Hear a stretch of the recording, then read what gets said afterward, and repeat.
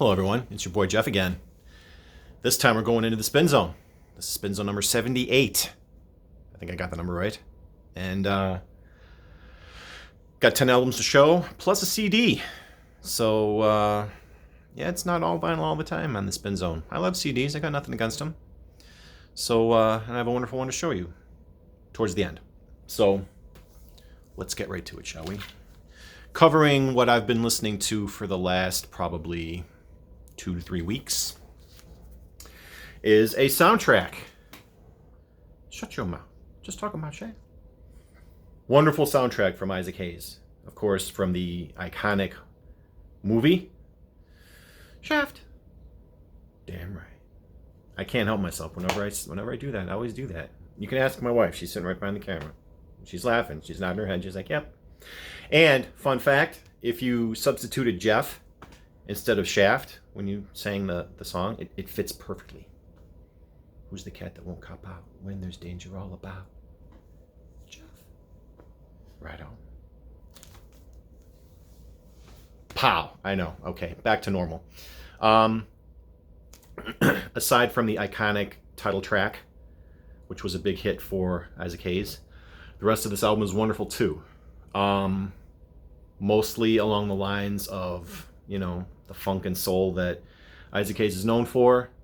Not a ton of vocals on this, as I recall. A lot of these are probably just instrumental background tracks, but they are very, very enjoyable to listen to. So, and this is a mint copy that I picked up at an estate sale last summer.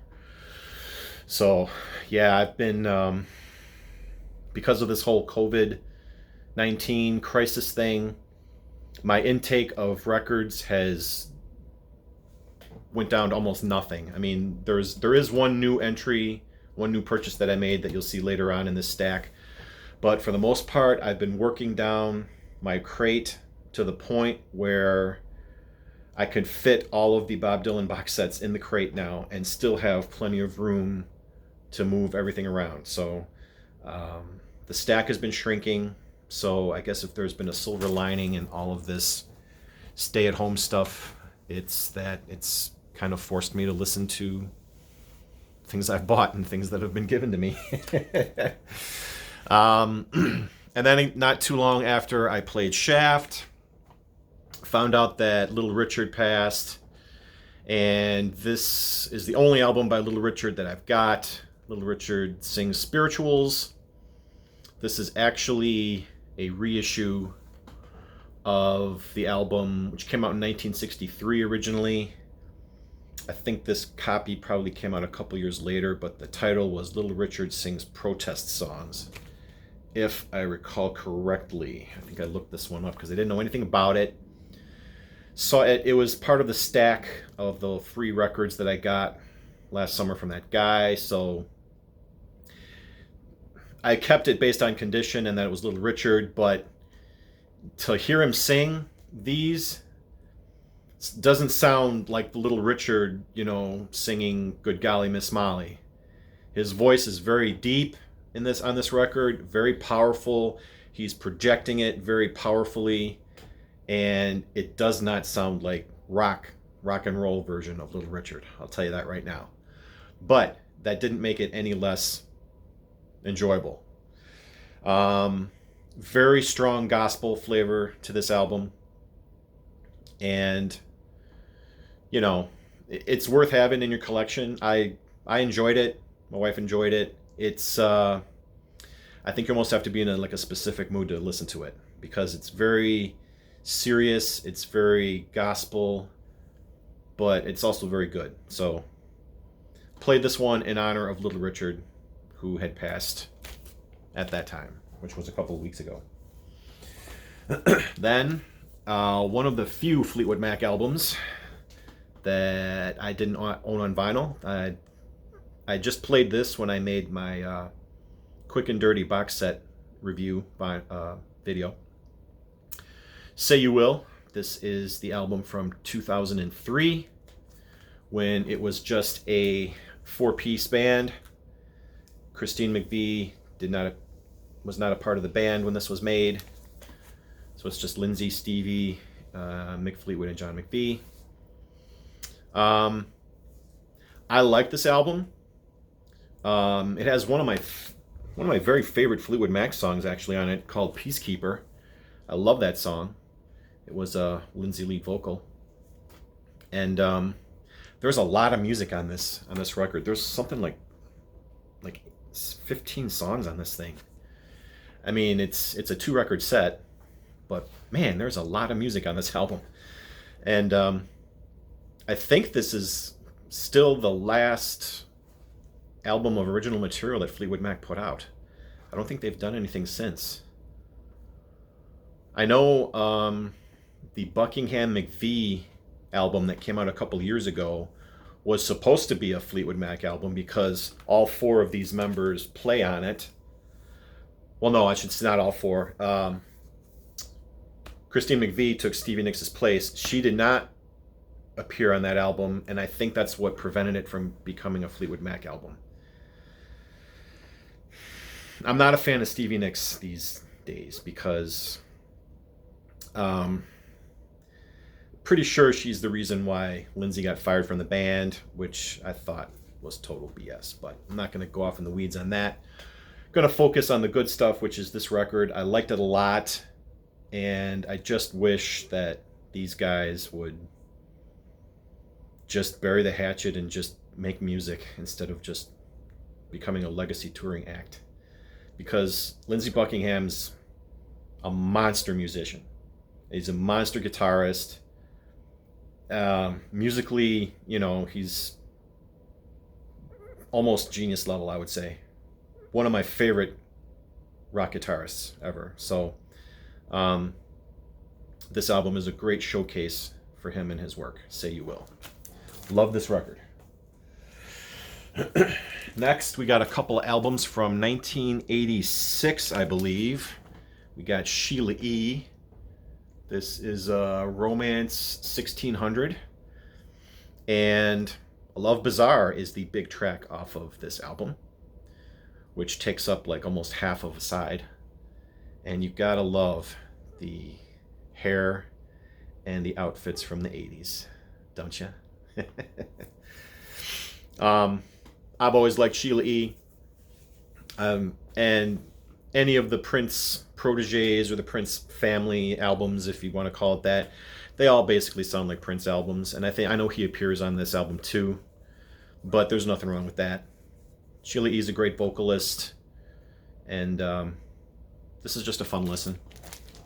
The other album from '86 that I got, Like a Rock by Bob Seger. This is one of the few of his that I did not own, so I was very happy to get this. Of course, the title track. I take it, I don't think about it as a commercial song anymore. I think they're done with that, because wasn't it like a song that he used for Chevy or something like that? Ugh. Anyway, definitely has the 80s production on it, but that doesn't diminish Seger's songwriting ability or his vocal capacity. Probably the last really good album I think that he put out. This is kind of where I fell off the train with Seger. I know he's put out a few albums since, but I just haven't really paid attention to him. Sorry. But for my money, Like a Rock is a great, great album. Then we got It's a Beautiful Day. This was VCLT from my friend Tim, DJ High Noon. And what can I say? This was one of those records that I'd seen make the rounds in the VC a while ago. And I know I think I made a comment on somebody's video that, man, I really got to get that album. You know, everyone's saying how good it is and really like to check it out. And of course, Tim being Tim, the generous guy that he is, sent it to me for VCLT. So White Bird is the only song that I recognized off of this album. I've heard it on the radio before. But the rest of the album, kind of, especially side 2, kind of goes off into like kind of like psych territory, I guess. And we even talked about this, on the side, that like if you just looked at this cover, it really doesn't describe the kind of music that it contains. You'd think there's just a girl with clouds, and it's going to be like this kind of like light, airy type of music, and it's really not. Probably besides White Bird, I think the Girl with No Eyes was my wife's favorite track. She seemed to make a lot of comments about that one. So, yeah. This was a great album. Thank you, Tim. And I don't know if they put out any other albums besides this, but for my money, this is a really, really nice listen. It's a beautiful day. Now, the one new record that I picked up in this group, and probably one of the only new records I've bought in the last 3 months, is The Cooker by Lee Morgan. I got this, I actually ordered this like at the end of April when it was released, but I didn't get it till almost a month later. It took like 3.5 weeks for it to arrive, and I'm not saying anything bad about the album. The music on this is great. This is one of the Tone Poet Blue Note reissues. You've seen it around the VC. That's kind of how I learned about it. And my friend Bill, the Vinylverse, highly recommended it. So he's one of the guys that I look to whenever I'm thinking about jazz music, because he knows a ton about jazz. And so I decided to take the plunge and get it. Waited forever. Then when it arrived, the mailer that it came in, the cardboard mailer, was like twisted. It was like warped. And I'm like, oh no, that's not a good sign. And the weather hadn't really turned hot quite yet. It was just basically like cool still in the weather. But as soon as I saw that it was warped, I got it out of there. And the cover, I don't know if I tried like laying it flat underneath other albums to try to flatten it, but the cover had a warp to it, and unfortunately the record has a warp to it too. It didn't really affect the play. Side 1 is far more noticeable. You can really see the arm going up and down, but it doesn't cause any skips or jumps. So I'm just going to stick with it. That trying to exchange this would probably be more trouble than it's worth. The record sounds fine. It just has a warp to it. I'm not knocking the Tone Poet series or any of these reissues. I think this probably sat in a hot post office warehouse a little too long, and it got warped. But all that said, great album by Lee Morgan, The Cooker. A great recommendation from Bill at the Vinylverse. So thank you. This is a great, great album. In fact, he's the one that told me about this. It was on sale, actually, through the Blue Note website. So I got this for a couple of bucks cheaper. So thank you for that, Bill. This is a great recommendation, great album. And yeah, I'll be playing this way more in the future. The Cooker, Lee Morgan. Then, I don't know how good this is going to show up on the screen, but it's embossed and it just says George Benson. This is the George Benson collection. You're going to be able to see that. And I found this at Goodwill. Mint condition, just needed to be cleaned for what? $2.95, $1.95 or $2.95, something like that. So there's a double album, and it kind of falls in the same jazzy category, because George Benson's music kind of rides that line between jazz and pop. So, songs like Turn Your Love Around, of course, is on here. Give Me the Night, on Broadway. Never Give Up on a Good Thing. Breezin', of course, which is probably the ultimate yacht rock song. Yeah, this record's yacht rock too. You can't deny. I'm just sorry that it's not really showing up on camera too well. It just says George Benson. But that's what I played next, the George Benson collection. And it was pretty nice. It was a nice, easy listen. Now, we go into a couple of live albums. First being the 4 LP set of Bruce Springsteen and the E Street Band, Hammersmith Odeon 75 set. Sorry for all the glare. Here is the set list. I'm a big fan of Bruce, as you all know. I'm a big fan of live Bruce. In fact, he's number 1 on my bucket list of artists to see live before they die, or I die, or any of us dies. So there was rumors that he was going to tour this year. Obviously, those fell through even before, I think, the COVID outbreak. Hoping next year that he will tour with the E Street Band. In fact, let me just take this out of the bag. Maybe they'll give us less glare. A little less glare. That's better. This is a wonderful set. Like I said, it's 4 albums. Non-gatefold cover, so they're all stuck in here, which it is what it is. But it does have a couple of dinged corners, but other than that, it's fine.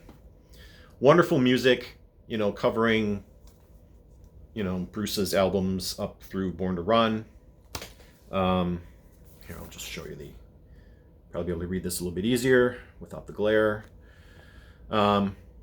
Wonderful stuff. Just absolutely wonderful stuff. And I think the version of Thunder Road is the one that leads off the live 75 to 85 box set, if I remember correctly. I think. It's just Bruce singing with the piano. There's singing Thunder Road. It's a wonderful version. And this is a wonderful album. And this was a present from my wife back, was it Christmas time? I think it was Christmas time she gave this to me. So, very happy to play this. I'd actually been saving it because, like I said, it was 4 albums, and we ended up listening to it in a single day.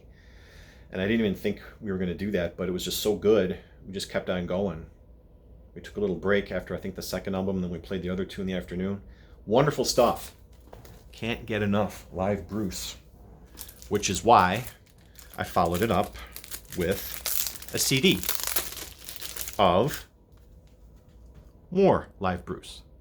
This is his live show from September 19th, 1978, from Passaic, New Jersey, the Capitol Theater. This, I think, was a radio broadcast, I want to say, and I think it was the same show as the Piece de Resistance box set that I have. It's a bootleg. I'm fairly sure. There were a run of shows at the Capitol Theater, and I know one of them was a radio broadcast, which I know became a famous bootleg. This album came from Bruce Springsteen's website. If you go to brucespringsteen.net, I think, you can look at a range of shows that you can buy on CD or digital from the 70s up through today, I think. So this was a new release for that website late last year. It's kind of no-frills packaging, it just comes in a regular cardboard wrapper. 3 CD set, digitally remastered, pristine sound, and wonderful stuff. I mean, a lot of the same songs as from the Hammersmith show are on here, but you get a lot of songs from the Darkness album, and you get a couple that would eventually appear on the River album. So we listened to both of these back to back over the course of like 3 days. So we were jamming to live Bruce, and for my money, this is probably my favorite era of Bruce and the band, like from 78 to 80, with the Darkness album and the River and those tours. Just legendary live performances, of which this is one. Highly recommended. So if you're interested, go to Bruce's site and just buy a perfect sounding copy instead of a scratchy, grainy sounding bootleg. Wonderful stuff. And finally, we got one more. Yesterday was Bob Dylan's birthday, so of course I had to play something by Bob. This is The Times They Are Changin'. This is a 2i Columbia pressing in mono. Not an original pressing, but I think from what I was able to track down on Discogs, this pressing is from the 60s. So probably mid to late 60s. And it sounds great. The record is in perfect condition, very quiet, which is good because this album is just Bob singing, playing his acoustic guitar, some harmonica, very minimal instrumentation. It's a very quiet sounding album. So you need a very clean pressing to really enjoy it, in which this is one. Times They Are Changin', it's basically all protest songs at this point in Bob's career. Still very early on in his career. And it's wonderful stuff. So happy birthday, Bob. Glad he's still around. And of course, I'm glad these records are around. So there you go. 10 records and a CD in just over 21 and a half minutes. So there you go. Not too bad. If you made it to the end, thank you. Love you all. And I will see you again soon. So till next time, peace. It's your boy Jeff, and I'll see you.